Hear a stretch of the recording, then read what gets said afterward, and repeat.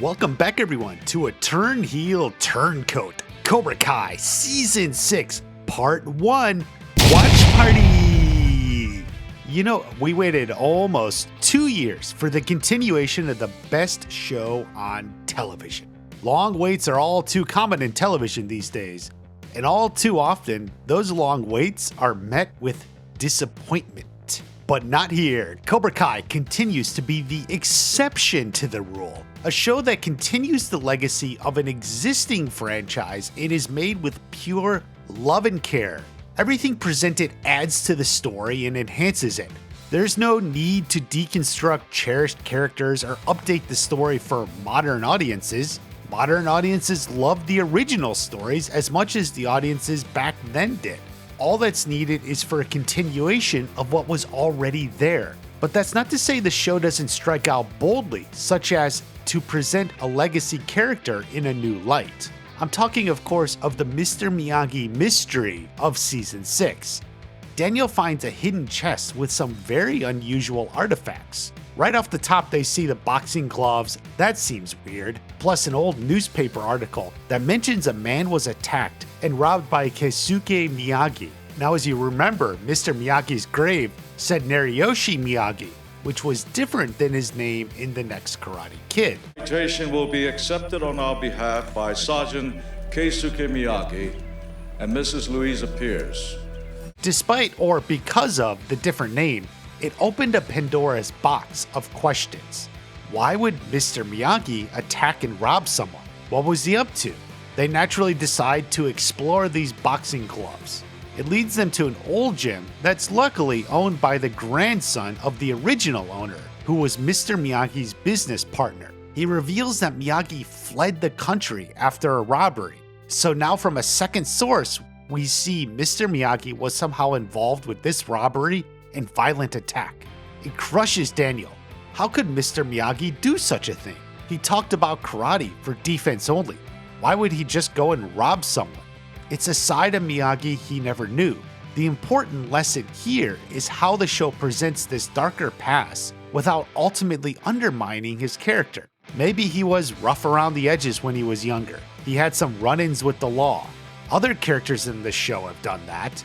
We don't even have the whole context at the moment, but you can recognize that it isn't deconstructing a beloved hero the way certain other shows and movies have. The show also strongly hints Mr. Miyagi fought in the Sekai Taikai, or was directly involved with it somehow. He was always opposed to fighting in tournaments. So what is going on? We don't know, but we sure damn want to know. Cobra Kai again shows the way for how to expand on the lore of a great legacy character without actually ruining that legacy.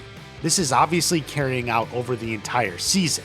But then, as Miyagi is a season-long side quest, let's take a step back and look at what the actual story is. Season 6 opens where Season 5 left off. They defeated Cobra Kai and there's peace and harmony in the valley. Everyone's friends, Anthony can throw some moves, and in a complete reverse to the Season 1, Daniel looks over and sees the end of Cobra Kai. But lo, trouble arises in deciding a dojo name. Frankly, Hawk and Dimitri have the best idea with Miyagi Fang. The show even points out they voted on it, and it is the most natural name, having been used by the fans since Season 3, and apparently the characters themselves. But Daniel rejects that, mostly on account of the badass logo. Like, why isn't Sony selling these shirts? I think I need to license this and sell it myself. Johnny is pushing some sort of eagle fang, and Daniel is unhappy. Now, while the show is a lot of fun, this conflict makes no sense in conjunction with last season, where Johnny openly suggested we are Miyagi-Do, and Daniel rejected that because he wanted it to be part Eagle Fang as well. The ultimate solution is to be Miyagi-Do. Well, gee, a 2-year build-up to get back to where we were last season. Going with the name Miyagi-Do is one of the most frustrating things this show has done to me. The eagle on the patch is cool, but it's too small. The gis don't really have much influence from Johnny. I don't even blame him for feeling left out. There is an important scene with Stingray who really believed in Cobra Kai and what Johnny taught. It's played as comedy, but I think it's ultimately where he ends up. At least I hope so. This will probably pay off in part 3, so it's not exactly a big rush. The lesson is Johnny made a difference in people's lives.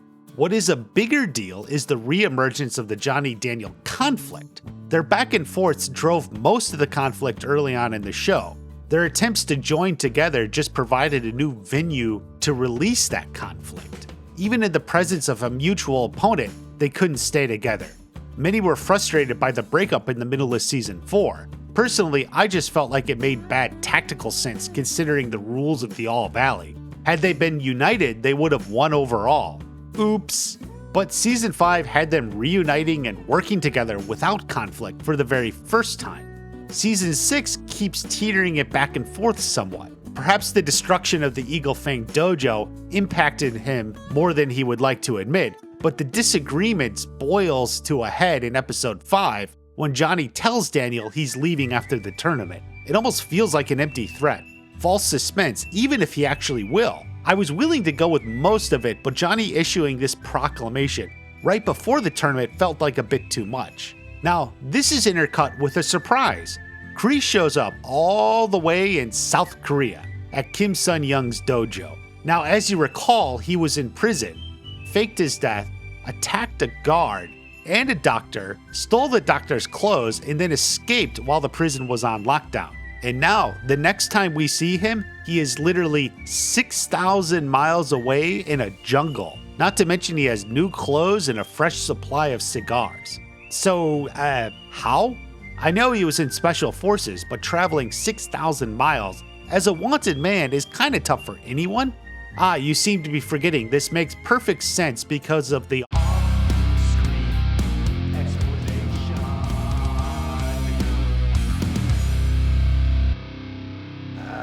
Not plenty. Yes. You see, if it happens off screen, you just accept it.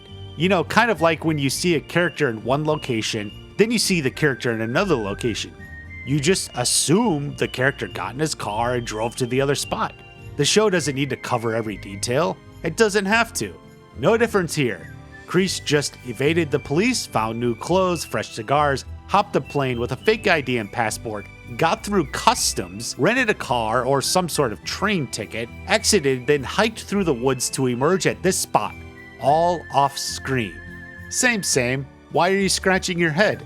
Ultimately, it's a minor point. The Korean doujang is some of the best stuff in part 1. The introduction of Kim Sun-young, which I had been predicting was a delight. Even in the present day, we see he is alive and kicking. Perhaps the most fascinating part of the story is we see his relation with his granddaughter, Kim Da-Eun. He was strict and not exactly nurturing. Okay, scratch that, he's straight up abusive.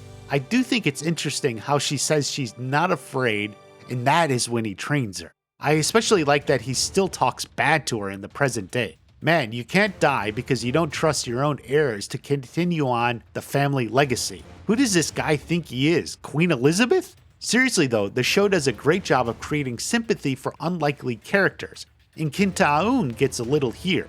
You understand her life and family and why she is the way she is. The contest for top student in the dojo is really one of the highlights of part 1. In a stroke of genius, we aren't just presented with a super dojo of super fighters, and look how great they are, pow pow pow. Miyagi-Do won't know what hit him. There is a story here. The characters have their own history. Yoon's family is trained for years. Kwon is a loose cannon, talented but rebellious. Kreese harnesses Kwon's attitude and he takes the patch in a super badass fight. This is my favorite fight of part 1 and I'm desperate to know where these guys go in the future. Speaking of feeling pity for characters you wouldn't expect, the Kyler storyline does this as well. He's trying to rush a frat, but they are just playing him and humiliating him. No intention of letting him in. It's a low-stakes storyline, and the frat fight is cool but has the worst needle drop song in the series, but it is a nice change of pace. It ultimately leads to another low-stakes and awkward battle between Hawk and Dimitri. Okay, yeah, they planned on going to MIT together, and Hawk decided not to apply early decision. That doesn't even mean he isn't going, just not early decision. It's been well said that all the problems in the show can be solved with one simple conversation, and this is the culminating example of that. Instead of a simple conversation, he instead says nothing and only reveals it in the forest, which somehow pisses Dimitri off. I don't know, I don't remember people acting like this with college. Not to mention Dimitri later gets into MIT and then acts offended that everyone is surprised. No, Dimitri. They're surprised because you got in and then literally didn't tell anyone. Anyone else would send out a group text or post it on Instagram, but you kept it a secret and then are mad they didn't know. He creates his own things to get upset about. The other highlight of part 1 was seeing Mike Barnes back in action. He was his old self, tough, unforgiving. The tournament terror was back. It makes perfect sense that he would be a neutral judge in finding their top 6. What's not really clear is the Daniel-Johnny conflict in all this. I get that Johnny is pushing Devin and Daniel's partial to his students, but Daniel is mad that Devin got picked and Hawk didn't. So why didn't Johnny respond that Hawk should be going instead of Dimitri? Johnny was never a fan of Dimitri and he's a better fighter than him anyway. Daniel would probably agree with that. It kind of reveals the flaw of having a single test, such as a race to decide who is going. Randomness occurs. Your best student, who would win 95% of the time, may trip or take a wrong turn. You may just miss the flag. In this race, Kenny had to shit his pants, and Dimitri took the flag from Hawk. It's not the best system, but then there's also some last-minute shakeups. This brings us to the pinnacle of the season, Sam and Tori herself. The mistrust, the bad or very bad history, the fight at the end of episode 1 against Kenny, while maybe a little forced, put them on the right path. They were working together. Harmony had finally been achieved. But drat, it worked a little too well. They went from killer enemies to not wanting to fight each other at all. That's not good for the Sekai Takai. So Johnny jumps into action. The slumber party with Johnny as chaperone is a little amusing. It's a testament that the girls didn't bail out right away, as clearly they knew he was up to something. Either way, the scene outside is one of the best in the show. They let it out, and most importantly, they see the situation from the perspective of the other, a rarity in the Miyagi verse. Tori was new in town and trying to make friends. Sam was making poor decisions and should have come clean sooner. Tori can't believe what she did to Sam, but then Sam forgives her anyway. Tori doesn't even understand why. How do you forgive that? The writing, the directing, and performances are all top-notch. It's basically the culmination of over 4 seasons of build-up. I think episode 3 is the strongest episode of the batch, and this scene is the strongest episode of that. The last season, you have to make some big payoffs, and this is our first one. Yeah, and you have to love how Tori calls Sam Little Miss Perfect Larissa. You see, once upon a time, yours truly pegged Sam as Little Miss Perfect. It was a good nickname, and I'm glad to see it get used in the show. So even though things were on the mend, nothing stays that way for long. From the shadows emerges Kreese again. But wait, how is he back in the valley from Korea? Did he just travel 6,000 miles back to Los Angeles despite still being a fugitive? How is that even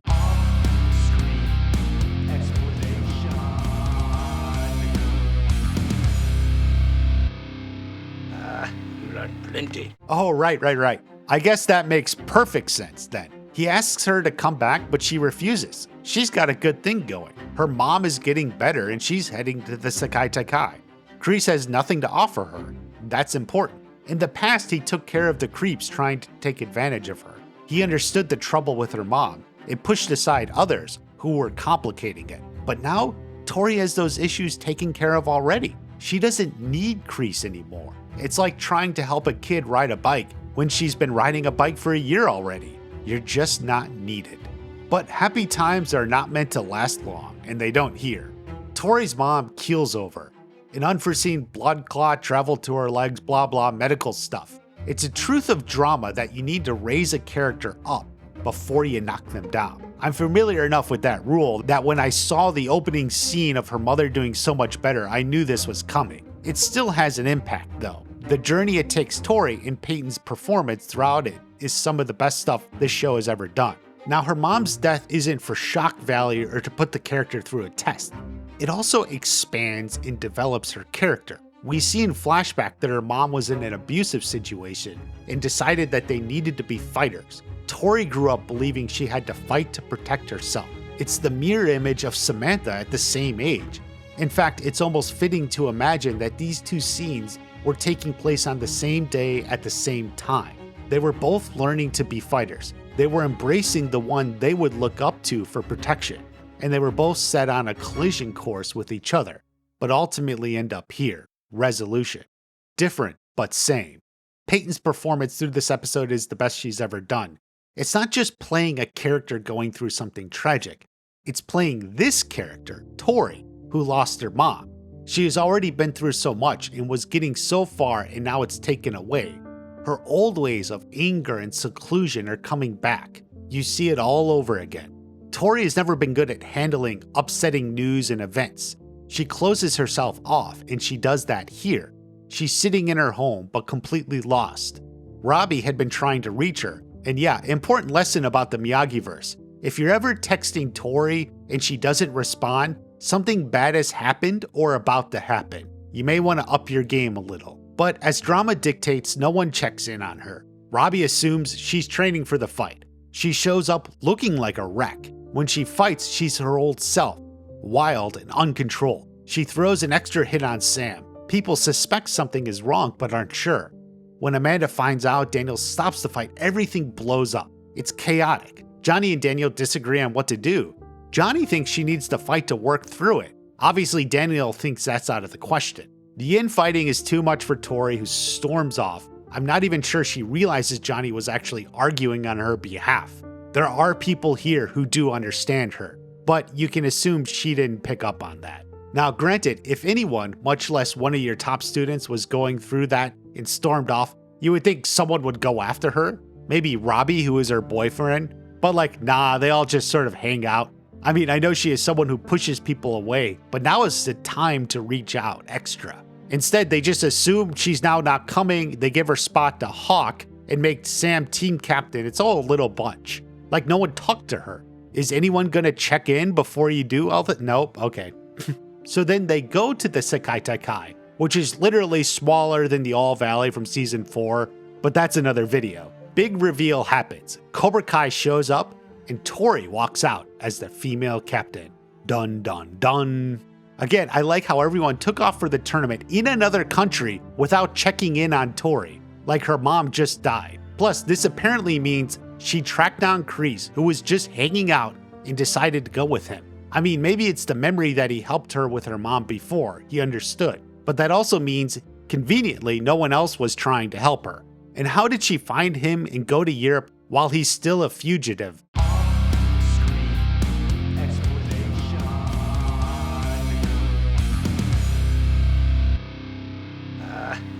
Plenty. Yes, that is very important for part 1. Either way, the cliffhanger definitely sets the stage for a very, very wild part 2. I don't know what's going to happen in the tournament, but you can be sure I'm hooked and I'm dying to find out. Subscribe to the channel as I'll be exploring this every way I can. There's tons more analysis and theories on the way. Have a great day. I'll see you at the next watch party.